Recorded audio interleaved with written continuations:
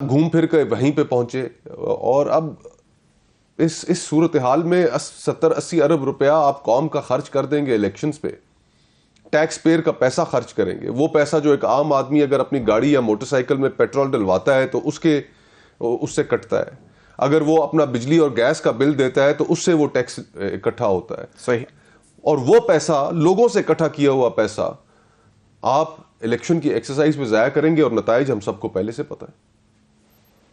نہیں تو پھر کیا مشورہ دیتے ہیں آپ میاں نواز شریف صاحب کو؟ میاں نواز شریف صاحب کو کیا مشورہ دینا ہے جی؟ مشورہ تو اس ملک کو جو چلاتے آ رہے ہیں, ہم سب کے لیے ایک سوال ہے کہ جس ملک میں ایک میں ڈیٹا آپ کے سامنے رکھنا چاہتا ہوں. روزانہ کی بنیاد پہ 15 سے 20 ہزار اپلیکیشنز پاسپورٹ کی ریسیو ہوتی ہیں پاسپورٹ آفس میں. پچھلے کچھ عرصے سے 35 سے 40 ہزار ریسیو ہونا شروع ہو گئی ہیں.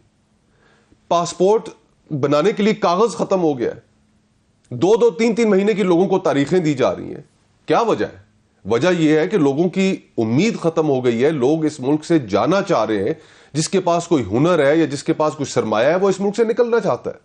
نہیں تو جو ہم سب سٹیک ہولڈرز کے لیے یہ ایک سوال ہے, ایز این اکنامک پکچر میں تو isn't it good کہ we are exporting human resource and they'll send back remittances. 400 نوجوان آپ کا ڈوب رہا ہے سمندر کے اندر. 20 سے 25 ہزار نوجوان اس وقت آپ کا قید میں ہے لیبیا میں ایجنٹوں کے ہاتھوں میں. تو یہ اچھی فگرز ہے. وہاں پر اپنا ملک کون چھوڑ کر جاتا ہے جہاں پر نہ آپ کے پاس تعلیم کی سہولت میسر ہے, نہ صحت کی, نہ انصاف ہے, نہ آپ کی عزت نفس کا تحفظ ہے. لوگ تو اس وجہ سے ملک چھوڑ کر جا رہے ہیں.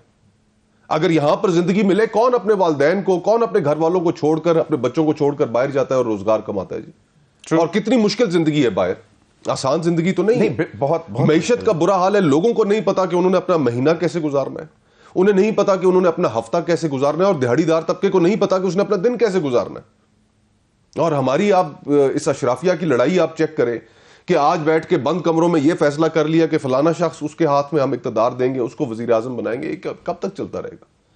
I mean, we have to end this story. So مطلب 76 years کے تمام ایلز کا جو جواب ہے وہ ہے کہ you have to revisit your line of action. دیکھیں ہم نے ایک معاہدہ تیار کیا, ایک فرد نے اور ریاست نے, اس کو ہم نے آئین کا نام دیا. اس میں یہ لکھا گیا کہ ہر شہری کو ریاست بدلے میں یہ چیزیں دے گی, اس کے ان حقوق کا تحفظ کرے گی, اس کے پاس ایک جمہوری نظام ہوگا جس میں اس کی سے ہوگی. ہر چیز تو آپ نے لوگوں سے لے لی. آج تو وہ سوشل کانٹریکٹ آپ نے اتنا کمزور کر دیا ہے کہ اس کے اوپر نہ کوئی عمل کرتا ہے سرکاری ادارہ, کوئی بھی سرکاری ادارہ ہو, اور نہ ہی عدالتیں اگر اس کے اوپر حکم کرتی ہیں. تو صرف اگر عین اس پر مطلب پورا مکمل طور پر اس پر بھی عمل کر لیا جائے تو پرابلمز حل ہو جائیں گے. میں آج سن رہا تھا آصف علی زرداری صاحب کو ایک نجی ٹی وی پر انٹرویو دیتے ہوئے, وہ کہہ رہے تھے کہ بھائی میرا تو اور کوئی ایجنڈا نہیں ہے, صرف اور صرف اکنامک ایجنڈا ہے, اکنامک چارٹر ہے, اور بہت سی ایسی چیزیں ہیں ان کے پاس جو آؤٹ آف باکس سولوشنز ہیں وہ کہتے ہیں. اور انہوں نے بڑی کوئی ریسرچ کی ہے پچھلے کافی عرصے میں وہ, اور وہ کہتے ہیں کہ بھئی انتخابات کے بعد جس کی بھی حکومت آئے گی تو میں تو ایک ہی پوائنٹ پہ آؤں گا کہ تمام پارٹیز اپنے جو ان کے وہ ہیں منشور, اس میں سے جو اچھی بیسٹ چیزیں ہیں ان کو پول ان کر کے ان کے اوپر ایک 10 سال کی مطلب پالیسی بنا دی جائے اور اس کو کوئی نہ ہٹا سکے. تو it's a very positive thing isn't it؟ Karachi کے لیے آؤٹ آف باکس سولوشنز کہاں ہیں؟ کہتے ہیں میں نے اپنا میئر لگا لیا. کراچی کا میئر بھلے انہوں نے اپنا لگا لیا ہے, اور بیرسٹر مرتضیٰ وہاب ایک اچھے آدمی ہیں, لیکن سوال یہ ہے 15 سال سے کراچی پہ حکومت اور صوبائی حکومت تو آپ ہی کے پاس ہے. تو کراچی کے لیے out of the box solution کیا آج کراچی کا لاہور سے کوئی کمپیریزن ہے؟ کیا کراچی کا اسلام آباد سے کوئی کمپیریزن ہے؟ کیا کراچی کا پشاور سے بھی کوئی کمپیریزن ہے؟ پورا کا پورا سٹی انفراسٹرکچر کرمبل کر رہا ہے. اس شہر کو تو آپ ٹھیک نہیں کر سکے جہاں پر آپ کی رہائش ہے, جہاں پر آپ کی حکومت ہے.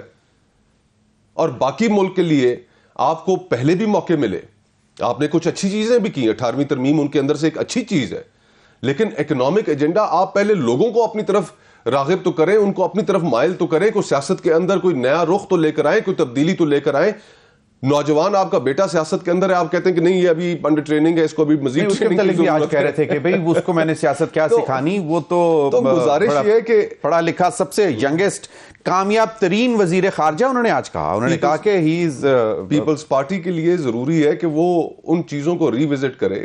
ایک پاکستان میں اس وقت لیفٹ آف دا سینٹر ایک پروگریسو لبرل کوئی پلیٹ فارم رہ ہی نہیں گیا کہ جو پاپولر ہو لوگوں میں. اور پنجاب جو بیٹل گراؤنڈ ہے آج اس بیٹل گراؤنڈ میں اور یہ بیچ صرف پیپلز پارٹی کے اوپر لگا ہوا تھا لیکن اب وہ بھی اس سے ڈپارٹ کر گئے. ساری اس وقت لوگوں کے سامنے آپشنز کیا ہیں؟ دائیں بازو کی جماعتیں ساری آپشنز ہیں.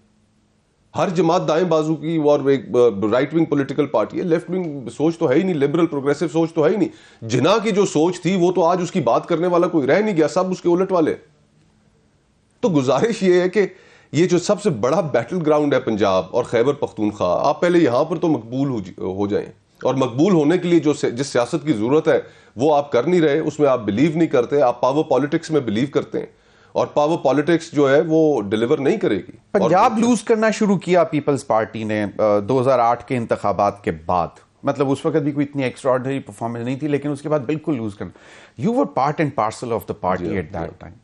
What went wrong during that era کہ آپ نے بالکل گراؤنڈ چھوڑ دیا؟ وہ مفاہمت کی سیاست تھی زرداری صاحب کی with the PMLN لیڈرشپ, یا کوئی اور ریزنز بھی تھے؟ دیکھیں سب سے بڑا ریزن تو خیر لاہور سے بننے والی پارٹی, شہید بے نظیر بھٹو, ان کی سحر انگیز شخصیت پاکستان کی کیا بلکہ پوری اسلامی دنیا میں ایک خاتون ہوتے ہوئے جو انہوں نے اپنا مقام بنایا ہماری جیسی ایک رجل پسند سوسائٹی کے اندر, اس کے کیا کہنے, اور جو ان کی جد و جہد تھی, جو ان کی ساری سٹرگل تھی, اور آخر انسان کا وہی انہوں نے اپنی جان دے کر ثابت کر دیا کہ what she stood for.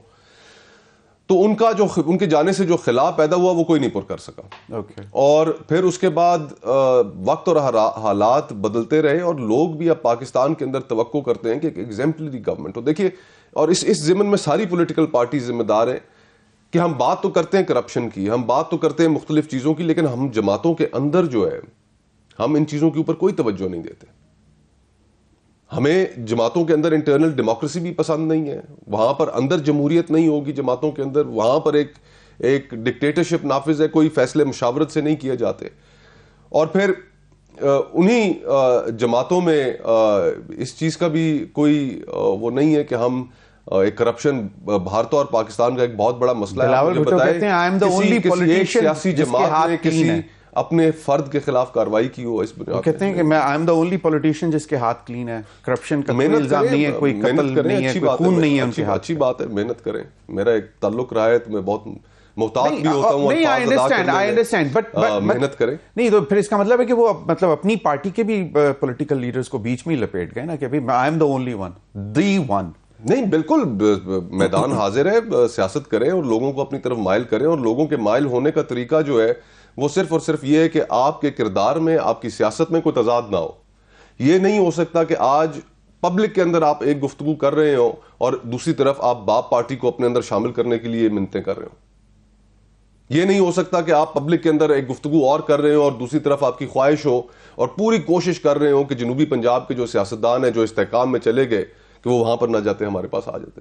یہ تو الیکٹیبلز کی سیاست ہے نا. تو الیکٹیبلز کی سیاست سے کیا نکلا ہے؟ وہ تو بہت پر امید تھے. مطلب آئی نو اٹ فار ا فیکٹ کہ باپ پارٹی کے لوگ تیار تھے پیپلز پارٹی, کچھ تو چلے بھی گئے پیپلز پارٹی میں, انہیں پھر واپس بلایا گیا. یہ بھی ایک کچھ which was a setback for Peoples Party. Then 9 مئی سے پہلے کے جو صورتحال جو کلیم تھا پیپلز پارٹی کا about south Punjab, and then they were very optimistic about central and north Punjab as well. وہ 9 مئی کے بعد تو پھر آئی پی پی بن گئی تو بالکل ہی ٹھنڈ. جو 16 مہینے کی حکومت میں شامل رہا ہے نا, ایک بہت بڑا بوجھ ہے.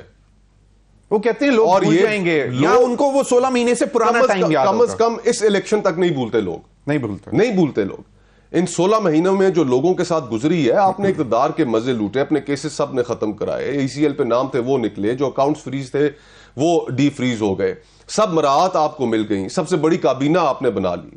میجر بینیفیشری تو پی ایم ایل این اور پھر اس کے بعد ساری جماعتیں کہتی ہیں جی ہمارے ساتھ ظلم ہو گیا. کون سا ظلم بھائی؟ ابھی تو آپ 16 مہینے حکومت میں اکٹھے تھے, ایک دوسرے شیر و شکر تھے, ایک دوسرے کے ساتھ بھائی بھائی بنے ہوئے تھے. آج ایک دوسرے کے خلاف بیانات بھی شروع ہو گئے. کیا لوگ قائد پی ایم ایل این وہ کہتے ہیں کہ جی پاکستان تو صرف گرو کر رہا تھا 2017 تک, 27 جولائی یا جو بھی ان کی جو تاریخ تھی جب ان کو نائل کیا گیا, بس اس کے بعد وہ نہ اپنے بھائی کی حکومت کو ریٹ کرتے ہیں کہ وہ تھی ان کی, نہ وہ شاید خاقان عباسی صاحب کے وہ جو کچھ ماں تھے وہ ان کو بھی ریٹ نہیں کرتے. تو وہ تو کہتے ہیں کہ بھائی دیکھیں نا ضمیر بھائی, جماعتیں کیا بیانیاں لے کے لوگوں کے پاس جا رہی ہیں. مسلم لیگ نون میاں نواز شریف صاحب کیا بیانیاں لے کے جا رہے ہیں کہ میرے ساتھ 2017 میں بڑی زیادتی ہوئی. تحریک انصاف کا بیانیہ کیا ہے کہ ہمارے ساتھ بہت زیادتی ہو رہی ہے. کوئی کبھی یہ سوال بھی کرے گا, ان ایشوز کے اوپر بھی آئے گا کہ جناب آپ نے 1 کروڑ نوکری 50 لاکھ گھر کا وعدہ کیا تھا. صحیح. کہ جو سیاسی جماعتیں جو وعدہ کرتی ہیں لوگوں سے, جو لوگوں کے مسائل ہیں, جو لوگوں کے ایشوز ہیں, جو روزمرہ زندگی کے ان کے مسائل ہیں, کہ وہ تو ہمارے ہاں سیاست میں ہے ہی نہیں, فگر ہی نہیں کرتے. میاں نواز شریف صاحب جمہوریت کی بات کرتے ہیں کہ 6 مہینے کیبنٹ کی میٹنگز نہیں کی انہوں نے. بالکل. قومی اسمبلی کے اندر کتنی دفعہ وہ آئے. تو گزارش یہ ہے کہ یہ ساری صرف جو لپ سروس ہم کر رہے ہیں, اس میں لوگوں کے ایشوز کہاں ہیں. دنیا بھر میں سیاست لوگوں کے ایشوز کے اوپر ہوتی ہے, ہمارے ہاں اس کے اوپر کوئی گفتگو ہی نہیں ہے.